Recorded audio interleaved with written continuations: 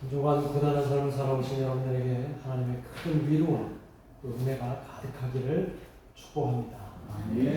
오늘 말씀 제목은 처음 사랑으로라고 하는 제목이에요. 처음 사랑으로라고 하는 제목을 아마 여러분이 들으시면서 떠오르는 혹은 연상되는 게 있죠. 첫사랑만큼 좋은 게 없잖아요. 처음 사랑할 때는 너무나 좋고 또 너무나 애틋한데 이게 시간이 지나면서 변질되어가는 그런 우리의 경험들을 아마 기억하실 것 같습니다.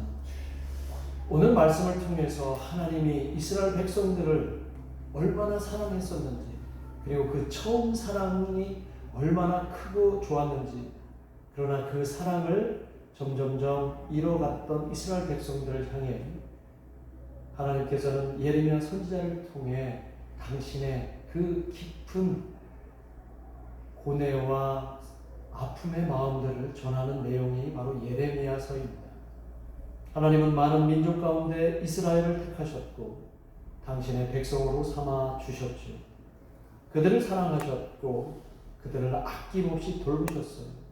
특히 이스라엘 백성들은 애굽에 이집트의 노예로 430년간 노예로 있던 민족을 해방시키셔서 광야에서 무려 40년 동안 그들과 동행하셨던 분이 바로 하나님이셨습니다.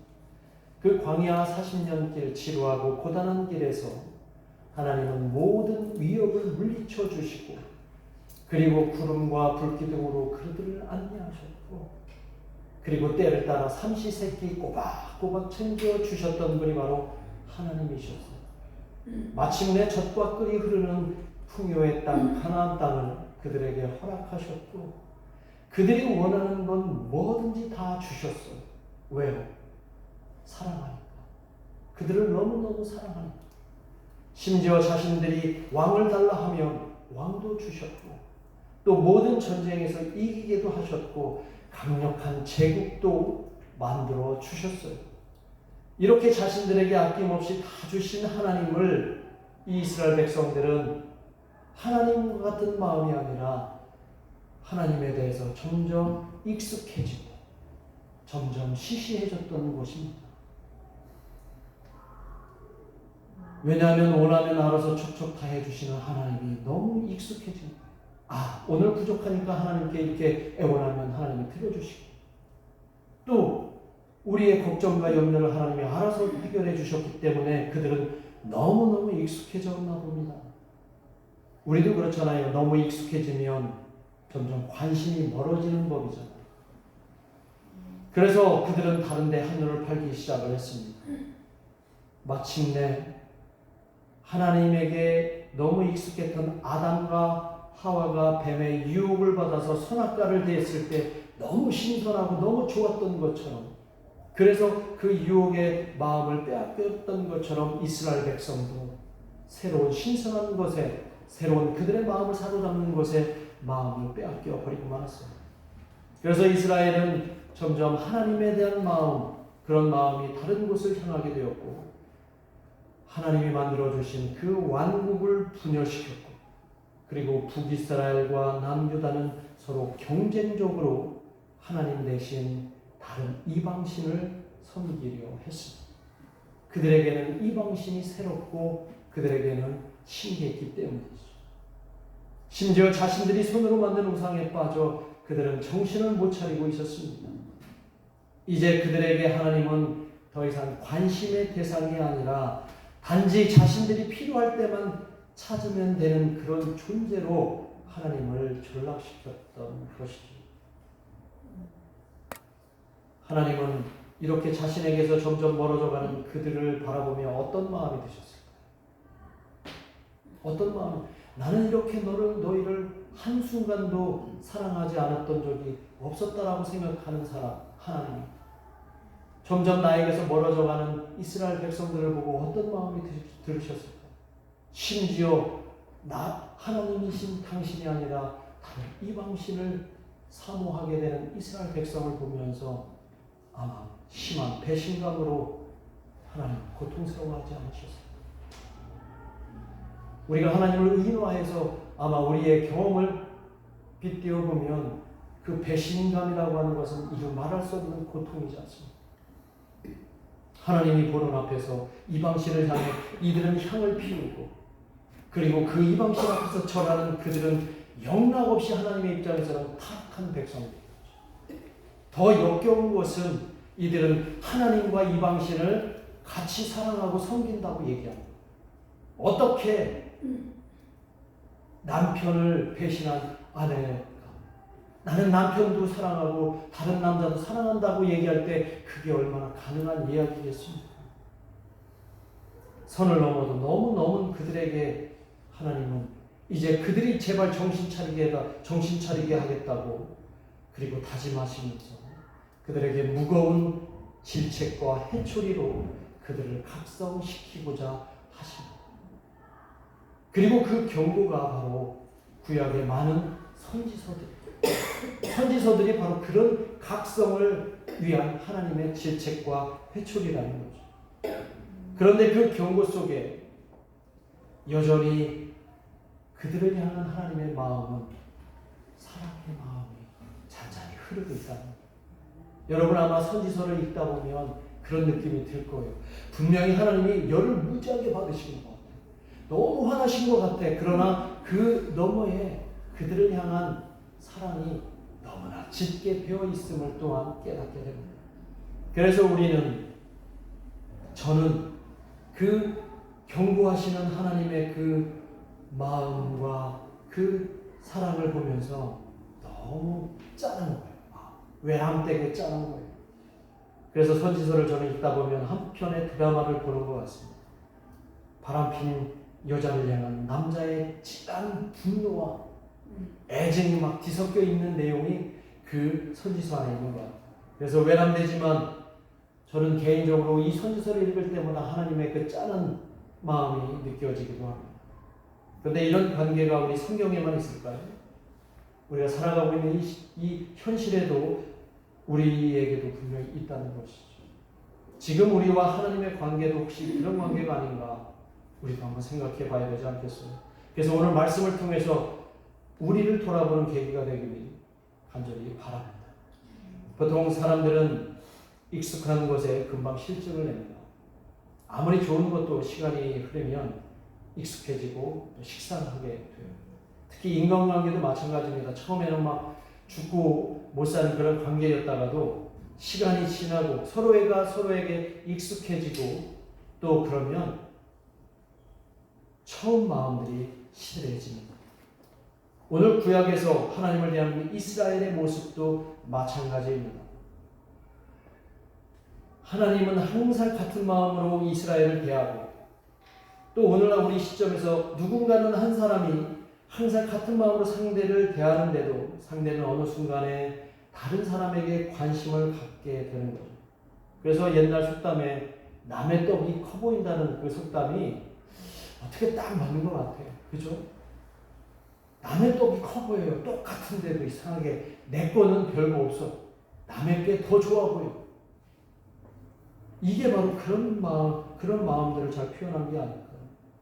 그런 이유로 아마 인간사회에 있어서 너무 익숙한 것을 뿌리치고 다른 것을 찾게 되는 것이 바로 배신의 이유가 아닌가 생각이 됩니다. 그래서 인간사회는 배신이 끊이지 않습니다. 우리가 아담의 후예라서 그런지는 모르겠는데 그런 배신하는 것을 우리는 밥 먹듯이 너무 잘하는 거예요. 여러분도 혹시 배신의 경험 해보셨겠죠? 그렇죠? 누군가 믿었는데 배신하는 경우 얼마나 많이 있습니까? 그 상처가 얼마나 아프고 고통스러운지 제가 말로 하지 않아도 다 아실 겁니다. 그 배신이라고 하는 건 누군가의 마음을 짓밟는 끔찍한 행위죠. 쉽게 낫지도 않아요. 그리고 마음에는 복수의 칼날만 남게 돼요. 그래서 가장 인기 있는 드라마 중에 어떤 드라마가 가장 인기 있어요? 드라마 중에 인기 있는 드라마 막장 드라마 있죠. 막 복수와 배신이 막 등장하는 배신과 복수의 칼날이 막 춤추는 그런 드라마 인기 있는 거 아닐까요? 이런 마음으로 우리가 하나님을 이해하면 하나님이 왜 이스라엘을 그렇게 질책하셨는지 왜 그렇게 혹독하게 그들을 그들에게 매를 대셨는지 이해가 되지만 이미 하나님은 공언을 했어요. 내가 이 백성을 끝까지 사랑하겠노라. 그래서 우리는 하나님을 어떤 하나님으로 부르고 있어요? 평소에 성실하신 하나님, 자비로우신 하나님, 선하신 하나님. 그 수식어들을, 그것들, 당신을 향한 그 이름 때문에 하나님은 끝까지 그 약속을 지키시기 위해서 회초리를 대시지만 그 반대편에는 그들을 또 끊임없이 사랑해 주신답니다.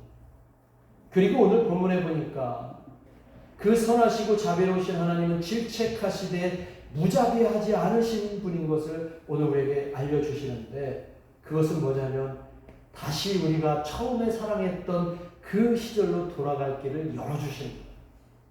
처음 사랑의 길로, 처음 사랑의 문을 오늘 우리에게 열어주시는데, 그것을 예레미야 선지자를 통해 우리에게 보여주십니다. 오늘 그것을 함께 발견해 보려고 하는데요.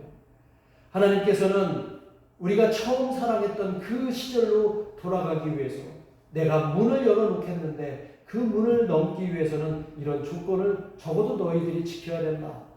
그냥 무작정 지금 타락한 모습 그대로 와서는 안 된다 얘기하세요.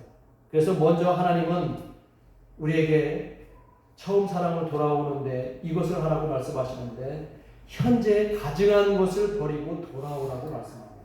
1절 말씀을 한번 같이 읽어보세요. 1절 말씀 시작.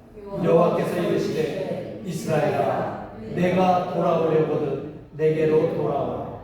내가 만일 나의 목전에서 가증한 것을 버리고 내가 흔들리지 아니하며, 나의 목전에서 가증한 것을 버리라 이렇게 말씀합니다. 가증한 것, 가증한이 뭘까요? 가증하는 것이, 이 가증한의 히브리어가 시크츠라고 합니다. 시크츠. 우리가 한번 다시 한번 읽어봅니다. 이럴 때 우리가 히브리어도 한번 읽어보는 게 좋죠. 가증한이 뭐라고요? 시크츠. 시크츠인데 이게 더 큰 의미는 어떤 뜻이냐면 매우 싫은 이런 뜻이에요. 매우 싫은. 그러면 하나님의 목전 앞에서 우리가 처음 사랑을 회복하기 위해 돌아가기 전에 먼저 해야 될 것을 뭐예요? 하나님이 싫어하는 것을 우리는 버려야 된다. 하나님이 매우 싫어하는 게 뭘까요? 하나님이 매우 싫어하시는 게 뭘까요? 배신의 마음 아니겠어요? 배신의 마음. 여러분도 배신의 경험이 있다고 했잖아요. 그죠? 누군가 나를 배신했을 때 그 마음이 너무 아프잖아요. 하나님이 제일 싫어하는 게 배신의 마음이에요. 우리 마음에 하나님이 아닌 다른 것을 두는 것이 바로 배신의 마음이라는 겁니다. 그것은 이방신이 되고 또 스스로 만든 우상이 되기도 하고, 또 하나님보다 더 좋아하는 욕심과 욕망이 되기도 하고, 그것은 죄물이 되기도 하고 또 쾌락이 될 수도 있다는 거죠. 하나님을 사랑하면서 내 마음에 다른 신을 품고 우상에게 절할 수 있느냐는 거예요. 그래서 예수님이 그렇게 얘기하셨잖아요. 하나님과 재물을 겸하여 섬길 수 없다라고 누가복음 16장 13절에서 분명히 말씀하고 계셨어요. 우리가 하나님께 돌아가려면, 이스라엘 백성이 하나님께 돌아가려면, 그 처음 사랑으로 돌아가려면 하나님이 싫어하는 것을 버려야 합니다. 여러분 마음속에 있는 하나님이 싫어하는 것을 버리시기를 주님의 이름으로 축원합니다. 그러면 우리에게 있는 그 가증한 것, 하나님이 가장 싫어하는 것 구체적으로 뭘까? 제가 곰곰이 생각해 보다가 오늘 제가 주보에 묵상을 위한 기도문을 기록했는데, 거기에 보면 마더 테레사가 나를 해방시키시옵소서라고 하는 그 내용이 있어요. 이 내용이 너무 좋아서 한번, 이것이 바로 우리 마음속에 있는 하나님이 싫어하는 것들 아닙니까? 욕망이 아닙니다. 생각합니다. 한번 제가 읽을 테니까 한번 들어보세요.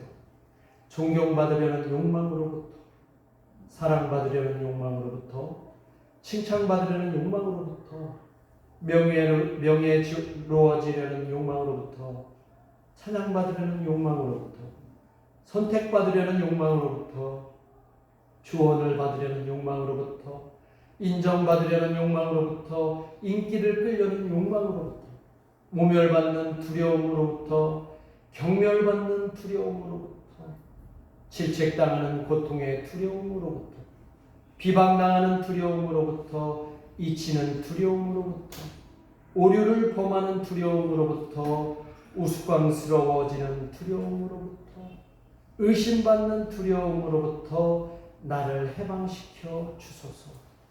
그 다음 같이 읽겠습니다. 시작. 오 주여, 우리의 마음도 당신처럼 되게 하소서. 나보다 다른 사람들이 더 사랑받게 하소서. 나보다 다른 사람들이 더 존경받게 하옵고, 주여 이런 욕망에서 벗어나도록 저에게 은총을 베푸소서. 나는 젖혀지고 다른 사람들이 선택받게 하시고, 나는 눈에 띄지 않고 다른 사람들이 찬양받게 하시고, 모든 일에서 나보다 다른 사람들을 택하여 주시고, 내가 성스러워지려고 하는 것만큼 나보다 다른 사람을 더 성스럽게 하소서. 아멘. 너무 기막힌 마더 테레사의 이 기도문이 아닌가 싶어요. 자, 두 번째로 하나님께 돌아가 처음 사랑을 회복하는 방법을 알려주셨는데, 그것은 하나님의 존재를 우리가 제대로 알고 그를 자랑할 수 있어야 한다고 말씀하고 계세요. 2절 말씀입니다. 함께 같이 읽어봅니다. 시작. 진실과 정의로 공의로 여호와의 삶을 두고 맹세하며 나라들이 나로 말미암아 스스로 복을 빌며 나로 말미암아 자랑하리라. 우리가 하나님을 얼마나 알고 있는지를 말씀하고 계시는 거예요. 우리가 하나님을 제대로 알게 되면 하나님을 자랑하게 되고, 우리를 통해서 많은 열방의 모든 나라들이 하나님을 오히려 자랑하게 된다는 건데, 너희들이 하나님을 제대로 모르고 있으니까 다른 사람들도 하나님을 알 턱이 없다는 거 아니에요. 우리는 하나님을 막연하게 알고 있는 거예요. 어떻게 알고 있느냐?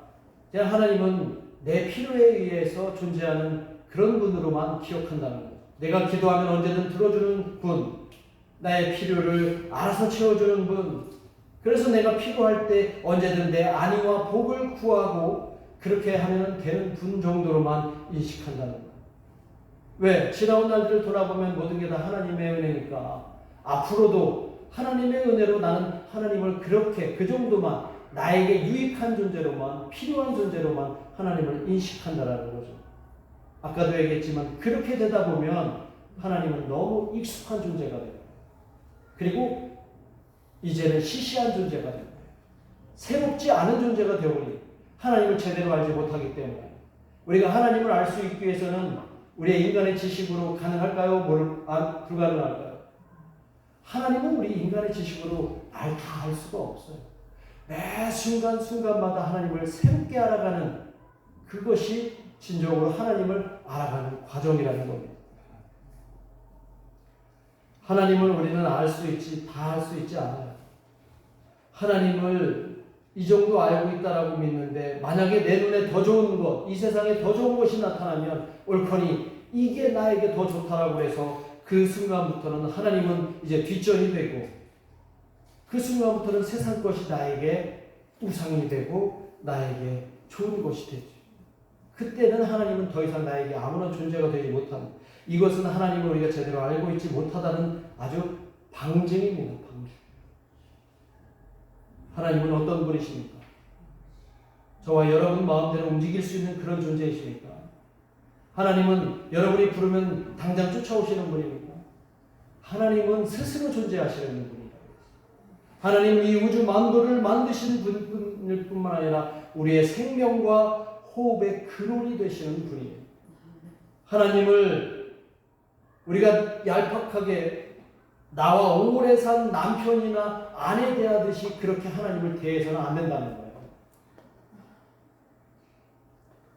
전능하신 하나님의 도우심 없이는 우리는 단 한순간도 살 수 없는, 우리는 무기력한 존재고 연약한 존재임을 먼저 자각하고 그 다음에 하나님을 아는 데 최선을 다해야 됩니다.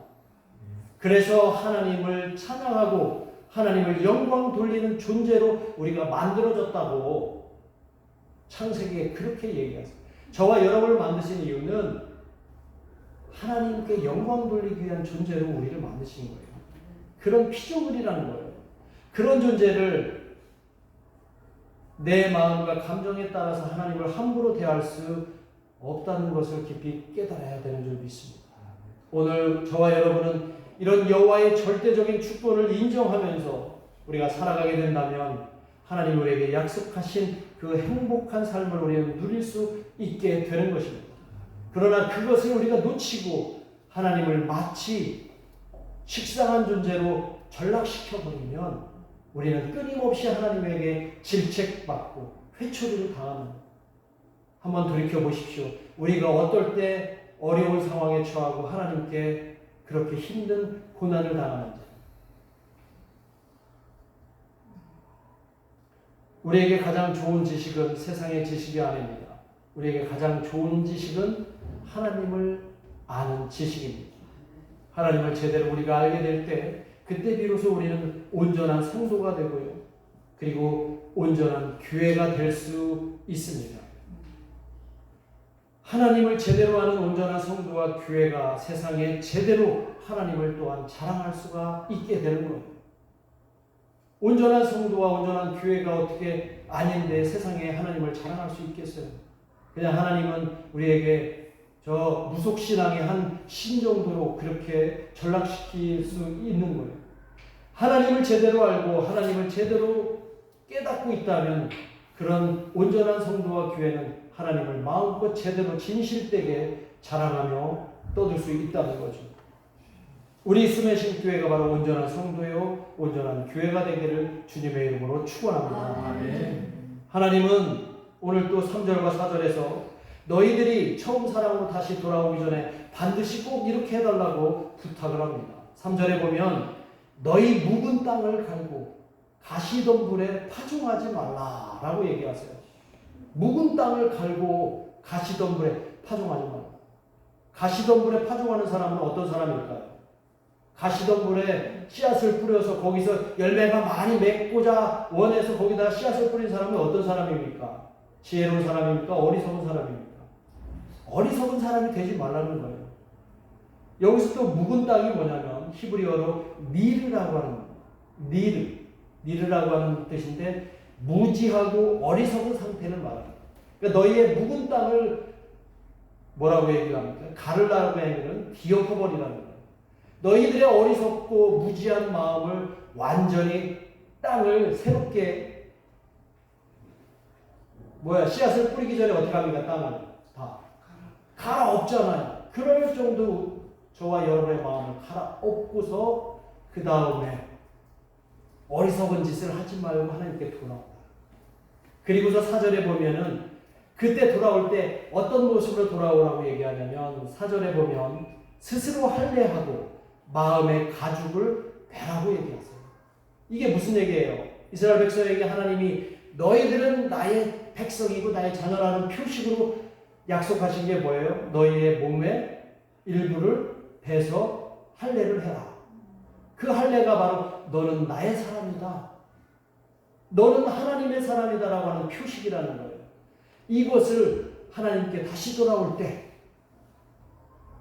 너희의 어리석은 마음을 뒤엎어버리고 그리고 너희 마음에 나는 하나님의 사람입니다 라고 하는 표식을 온전히 새겨서 돌아오면 하나님은 그 첫 광야에서 함께 시작했던 아름다운 관계, 아무리 힘들고 어려울 때에도 하나님 함께 해주셨던 그때 광야 생활이 좋았을까요? 힘들었을까요?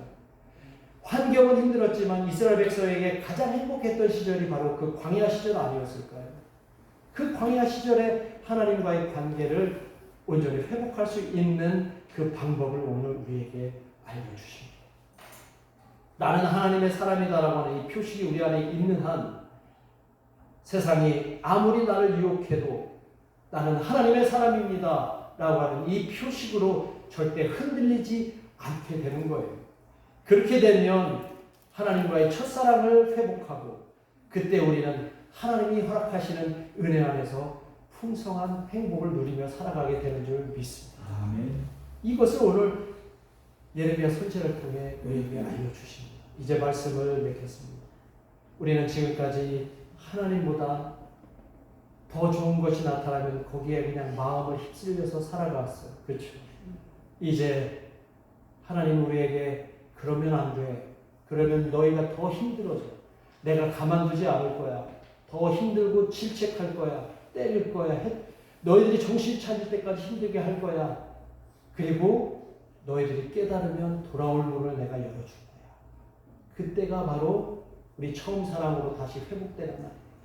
이 말을 오늘 우리에게 알려주시는 거야.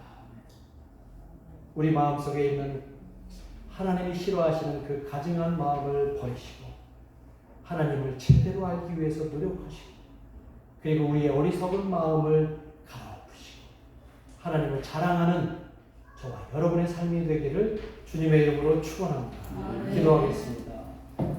우리 함께 합심해서 기도합니다.